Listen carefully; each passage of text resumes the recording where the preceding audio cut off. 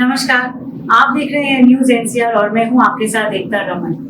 हमारी ये कोशिश रहती है, न्यूज एनसीआर की ये कोशिश रहती है कि कुछ खास ऐसा निकाल के लाएं हमारे व्यूअर्स के लिए, जिससे ना सिर्फ उनकी अवेयरनेस बढ़े उस किसी पर्टिकुलर मसले के बारे में या किसी विषय पर या किसी टॉपिक पर, अवेयरनेस ही नहीं पर क्या हो रहा है, आपके अपने राइट्स क्या हैं, हमारी ड्यूटीज क्या हैं और हम किस तरह के benefits as a citizen of India उठा सकते हैं और किन चीजों पे हमें आवाज उठानी चाहिए ताकि हम हमारी कंट्री को और इस कंट्री में रहने वाले लोगों को बेहतरीन लाइफ दे सकें। और इसका जिम्मा केवल सरकार पर ही नहीं, ये हम पर है, क्योंकि सरकार भी हम ही बनाते हैं। तो मैं आज आपसे जिस व्यक्ति को मिलवाने जा रही हूँ, उनका बहुत ही एक दिलचस्प करियर रहा है, लेकिन उससे ज्यादा बड़ी है उनकी ये जीत जिसकी वजह से वो हमारे साथ है। I would like to welcome on our platform advocate Gaurav Banot. Thank you so much. Thank you for spending your time. So Gaurav is an advocate, लेकिन एडवोकेट वो बाद में एज एडवोकेट रजिस्टर हुए, पढ़ाई उन्होंने की और उनका रिसेंटली एक लीगल बैटल रहा एक बहुत बड़ी मल्टीनेशनल कंपनी के साथ जो पहले कन्वर्जेस के नाम से जानी जाती थी और उसके बाद it was taken over in 2019 and now it is known as Concentrix. तो जब किसी कंपनी का किसी के साथ या तो मर्जर होता है या कोई टॉप हेड्स उसे खरीद लेते हैं, तो हम अक्सर ये सोचते हैं कि जो नीचे काम करने वाले लोग थे उनका क्या होगा, उनका फ्यूचर क्या होगा और उनकी अब जो लाइफ है या उनके घर के जो खर्चे हैं, उनका हाउस होल्ड, उसका जिम्मा किसका बनता है।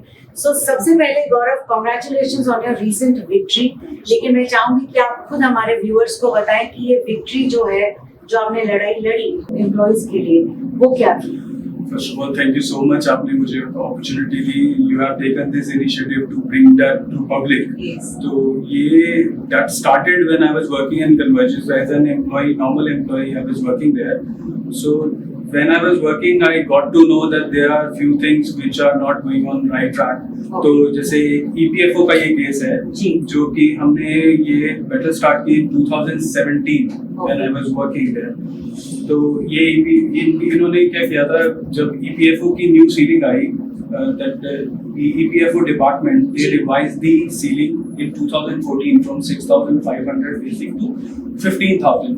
So companies को पे करना था PF as per the new ceiling of 15,000. तो हमने जब देखा तो कंपनी ने क्या किया, अपने कंपोनेंट्स में चेंजेस कर दिए intentionally. It was done intentionally by the organization so that they have to pay less PF contribution to the EPFO. Right. And they don't have to revise the salary of the employees. क्योंकि जो उनका wages हैं तो वो उससे reduce कर नहीं सकते थे, to even to pay the employee part. Right. And employer part also they didn't want to pay more. Okay. So उन्होंने जैसे HRA बढ़ा दिया और बाकी भी कई चीजें थी which were not on track, not as per the statutory guidelines. Right. तो हमारे viewers की जानकारी के लिए जो EPFO है, एम्प्लॉय प्रोविडेंट फंड जो है जी, वो बेस्ड ऑन बेसिक सैलरी होता है. Yes. तो बेसिक सैलरी को ना चेंज करके उन्होंने दूसरे हेड्स में चेंजेस कर दिए ताकि उन्हें बढ़ाकर EPF प्रोविडेंट फंड कंट्रीब्यूशन ना देना पड़े. जैसे फॉर एन एग्जांपल, जो हमारा HRA होता है 50% ऑफ द बेसिक होता है, अब बेसिक इन्होंने 6,500 ही रखा था, 6500, और उस पे ये PF दे रहे थे. बट जो HRA का ये एग्जम्पशन ले रहे थे और HRA इन्होंने बढ़ा के फ्रॉम 3,250 टू 18,000 कर दिया. So that was different slab for different employees. यानी 6,500 के बेसिक को, जिसपे से वो 3,250 का हाउस रेंट अलाउंस देते थे HRA, उन्हें बेसिक को 18,000 कर दिया. बेसिक को नहीं बढ़ाया क्योंकि सैलरी के सारे कंपोनेंट्स जो है वो बेसिक सैलरी से जुड़े हुए हैं. 2014 ऑनवर्ड भी कंपनीज को जो पे करना था PF, वो 1,800 from employ side and 1,800 from employer side, उनको पे करना था. But company was paying very less, so approximately 700, 750 for some, 780 for few. They were paying. तो जो difference amount थी, so we raised it first with the labor department and parallelly we raised it with EPFO. आपने HR में complaint डाली थी? HR में complaint डाली, मेरी उनके कंट्री हेड से बात हुई, Rajiv Ahuja was the country head at that time, Shri Ram Raghunandan was the HR head at that time, और उन्होंने मेरे ऊपर भी कई एक्शंस लिए, लाइक उन्होंने दे ट्राइड टू या threaten me, even within the conciliation proceeding उन्होंने मेरा ट्रांसफर तक कर दिया Bangalore, so that I won't be able to appear in the proceedings and they can settle this case. पर ये तो परमिटेड नहीं होता है अगर कोई केस चल रहा है. Yes, I raised it with the Assistant Labour Commissioner. Anuj Saran was the Assistant Labour Commissioner there that time. मुझे ये कहा गया कि जब आप ये कोर्ट में प्रोसीड करोगे, then you can get the benefit. अभी हम कुछ नहीं कर सकते. तो मतलब ट्रांसफर लेना ही पड़ेगा. हाँ, तो कंपनी ने सबको इन्फ्लुएंस कर रखा था at that time. It was very tough for a normal employee. It is really tough to match with these departments. तो but still EPFO में जो सिद्धार्थ सिंह जी थे, वो he is a very good person. So उन्होंने हमें patiently सुना, पूरी investigation में they supported us. तो हमने फिर उनके सामने सारे अपने एविडेंसेस रखे, जितने हमारे डॉक्यूमेंट्स थे, फिर प्रॉपर जो प्रोसीडिंग थी, जो इन्वेस्टिगेशन थी, वो स्टार्ट हुई. And I also left the organisation because तब तक मैं इतना हरास हो चुका था कि I didn't wanted to proceed with the organisation. So मैंने ये सोच लिया था कि अब मैं फाइट को तो प्रोसीड करूंगा, but I would work there. तो यूं आवाज उठाने के बाद आप खुद भी ना छोड़ते तो शायद आपको छोड़ने पर मजबूर कर ही दिया गया था. बहुत सारे चीजें हुई ऑर्गेनाइजेशन में रहते हुए, बट ये फाइट मैंने कंटिन्यू रखी. और फिर I enrolled myself as an advocate, तो मेरे को लीगल नॉलेज थी. So that's why also I was aware कि ये चीजें गलत हो रही हैं. अपने आप को रजिस्टर किया yes, I registered myself as an legally लड़ सकें. यस, सो दैट अगर हमें डिपार्टमेंट से हेल्प नहीं मिलती है, we can approach to the court. तो ये भी जुडिशियल प्रोसीडिंग ही थी. सो डिपार्टमेंट्स की क्वासी जुडिशियल प्रोसीडिंग्स होती है, तो सब उस टाइम पे हम इसको पब्लिसाइज नहीं कर सकते थे बिकॉज ऑर्डर नहीं आया था. That order came on the 10th of August 2021. This आपकी जीत का ऑर्डर आप कह सकते हैं. And for the information of the viewers, they are going to pay 57 crore 38 lakh, more than that, to EPFO department, which would be paid to the individual accounts of all the employees. So ये इतनी बड़ी amount, I would say it was a scam because ये intentionally किया गया था. तो यहाँ कितने employees की बात कर रहे हैं? In Delhi NCR only they have more than 10,000 employees. जो इस केस के अंदर बेनिफिट लेंगे. और इस कंपनी के एम्प्लॉइज ऑल अक्रॉस कंट्री हैं, ऑल अक्रॉस वर्ल्ड है, आई वुड से. और इनका हैदराबाद में भी है एक EPFO अकाउंट. उसकी अभी इन्वेस्टिगेशन होगी, क्योंकि एम्प्लॉयर साइड से जो रिप्रेजेंटेटिव्स थे उन्होंने बोला कि उनका कोड अलग है. सो लेकिन क्या यही परिस्थिति, यही प्रॉब्लम वहाँ पे भी है? वहाँ पे भी है. या we have already seen the accounts there as well. हाँ, उनके भी जब डिपार्टमेंट ने EPFO डिपार्टमेंट ने जब उनके अकाउंट्स देखे, क्योंकि पूरी country across the country they were following the same components.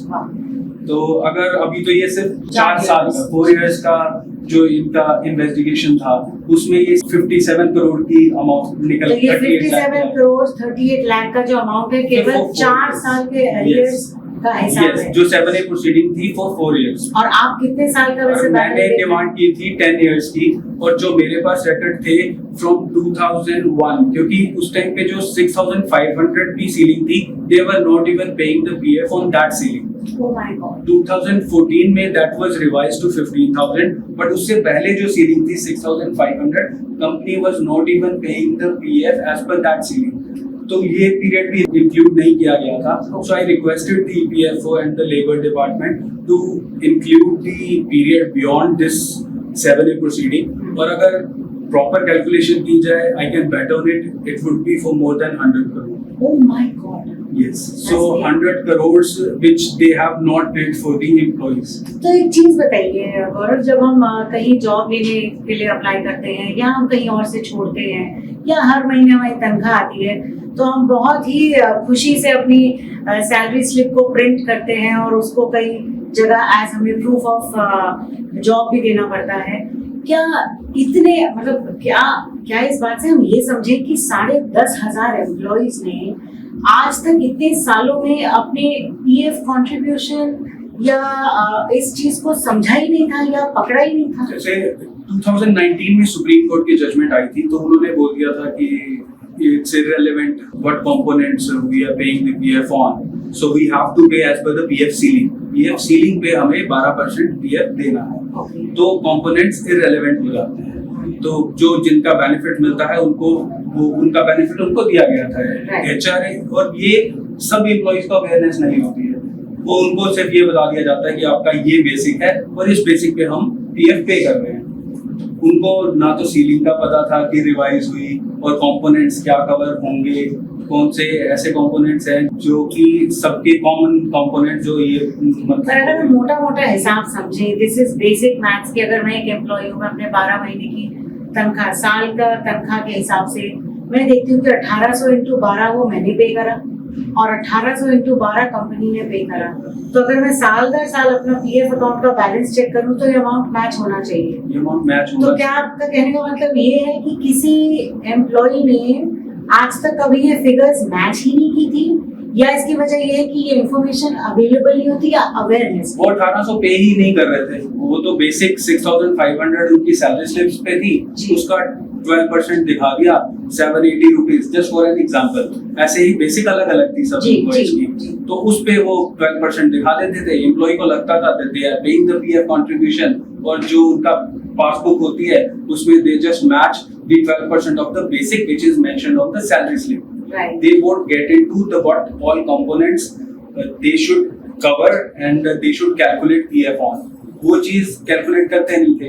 Employees को कभी क्वेश्चन नहीं किया, जो क्वेश्चन करते भी थे उनको डरा दिया जाता था that you have to leave the job और तुम्हारे अगेंस्ट एक्शन हो जाएगा। तो ज्यादातर एम्प्लॉइज जिन्होंने काम करना है और जिनको फैमिली भी हाउस होल्ड देखना है, इंसान अपनी शिफ्ट और उनको बैकग्राउंड वेरिफिकेशन का भी डर होता है that if they will leave the organization and if they will go to another organization then again background verification भी होता है, वो भी ये फेल कर देते हैं। तो एम्प्लॉइज को बहुत डरा के रखा जाता है in big multinational companies, because it was a very tough fight for me as well, because मेरे ऊपर भी बहुत सारा प्रेशर आया। आपने कुछ 6 साल कन्वर्जिस में नौकरी की है और उसके बाद आपने छोड़ दी क्योंकि आपने मालूम था 6 साल में से भी 2 साल तो मैं फाइट करता रहा। They were not able to terminate me because I was aware about my rights.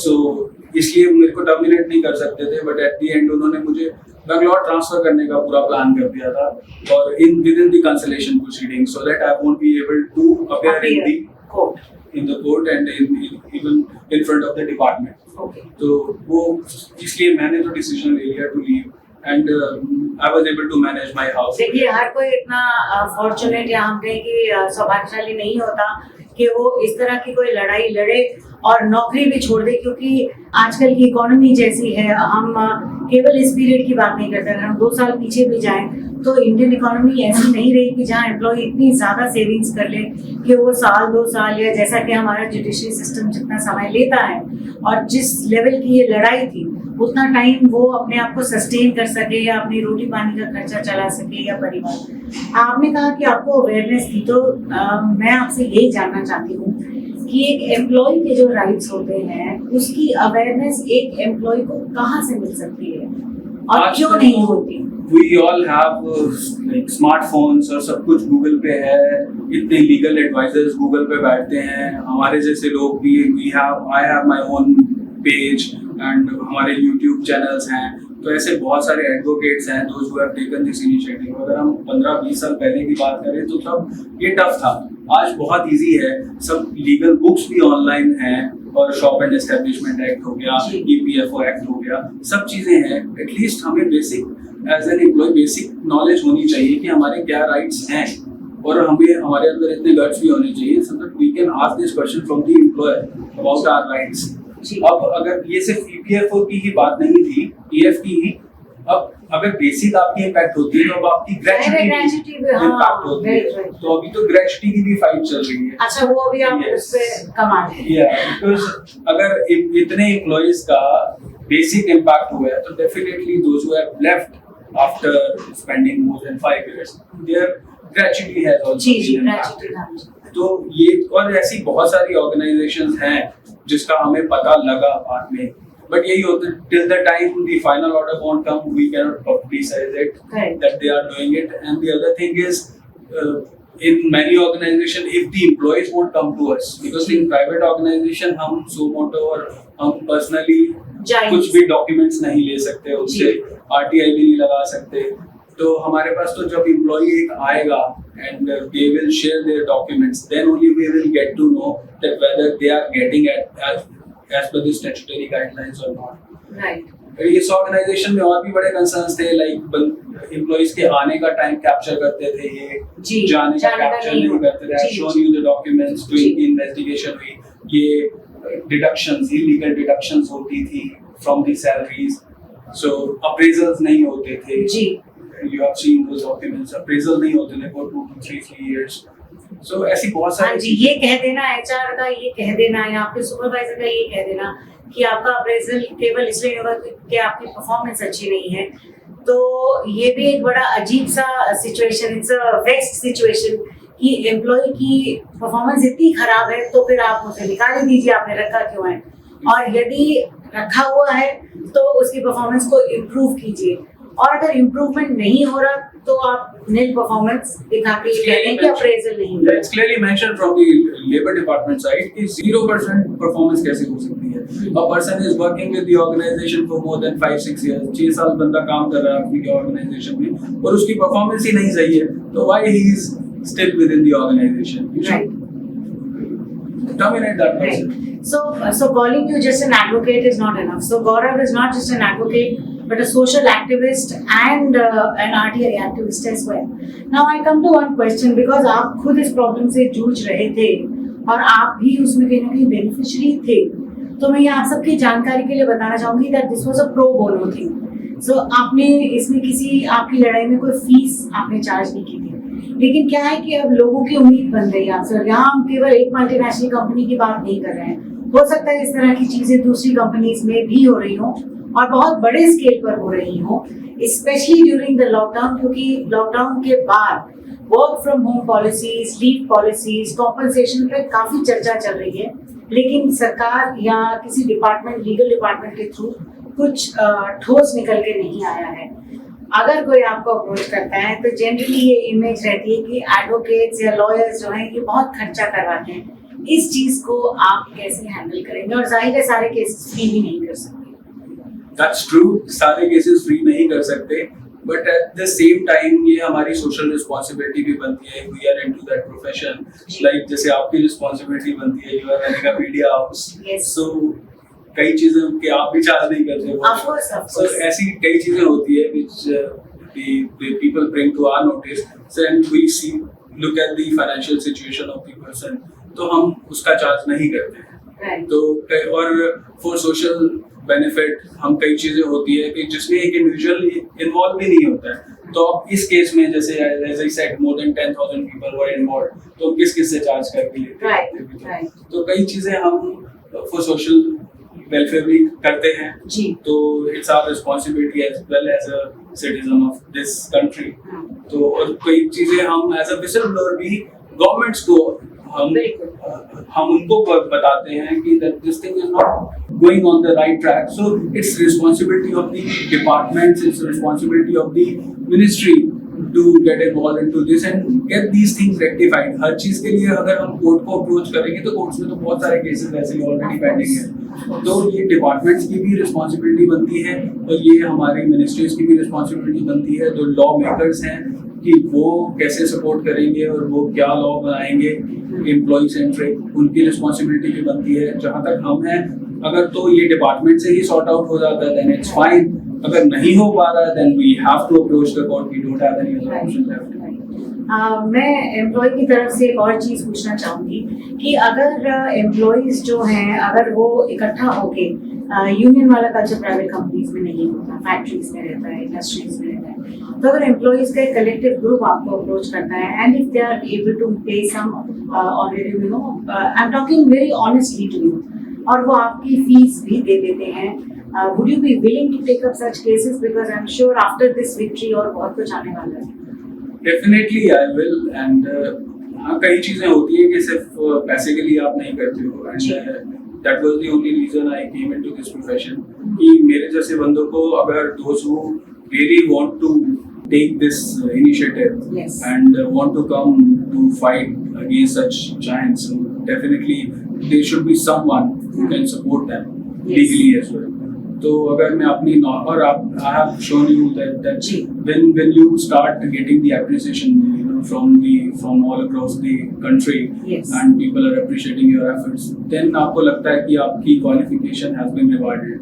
जी, और So आपकी it has- लड़ाई बेकार नहीं। Yes. Right. तो अब लोग आ रहे हैं, एम्प्लॉइज आते हैं, those who are working earlier, तो वो अप्रिशिएट कर रहे हैं, वो थैंक्स कर रहे हैं, Right. Because specially in this pandemic time जहाँ पे हमारे गवर्नमेंट पीएफ बेनिफिट्स दे रही थी, कुछ अदर बेनिफिट्स दे रही थी लोगों को, अब यही पैसा जो उनका राइट था, जो कंपनीज ने नहीं दिया था इंटेंशनली, और वो amount when they are going to लगभग गेट कितना इनटू आएगा? अब इट डिपेंड्स कि उनकी सर्विस कितनी थी। अगर मैं अपनी सर्विस की बात करूं, जैसे अगर और सैलरी भी कितनी जी, थी और कितना कंट्रीब्यूशन उनका आना था, but still as an average अगर एक बंदे ने 5 to 6 years काम किया और उस स्पैन में किया, अगर मैं सिर्फ इस स्पैन की बात करूं तो 2 to 3 lakh at least a person would get. Which is a very big amount, especially the way the economy is running nowadays during this time. Well, I'm sure बहुत सारे questions होंगे जो हमारे इस इंटरव्यू को, आपके इस इंटरव्यू को देखेंगे, और मेरे भी मन में बहुत सारे सवाल हैं. But I would like to tell the employees who are listening that ये आप ही के लिए आई ओपनर नहीं है, ये एम्प्लॉयर्स और उन कंपनीज के लिए भी आई ओपनर है कि इससे पहले कि कुछ इस तरह का हो, प्लीज अपने पेपर्स को संभाल लीजिए, अपने सिस्टम को ठीक कर लीजिए. कोई भी एम्प्लॉय ये नहीं चाहता कि वो अपनी काम को, अपनी इंडिविजुअल ग्रोथ को या अपनी प्रॉस्पेरिटी को छोड़ के इन सब चीजों में अपना किसी भी टाइम. एम्प्लॉय के लिए इट्स रियली टफ. उसको अपनी फैमिली देखनी है, और अगर पूरी की पूरी फैमिली इम्पैक्ट होती है इससे, एक एम्प्लॉय इम्पैक्ट नहीं होता. And these organisation they are running very good business.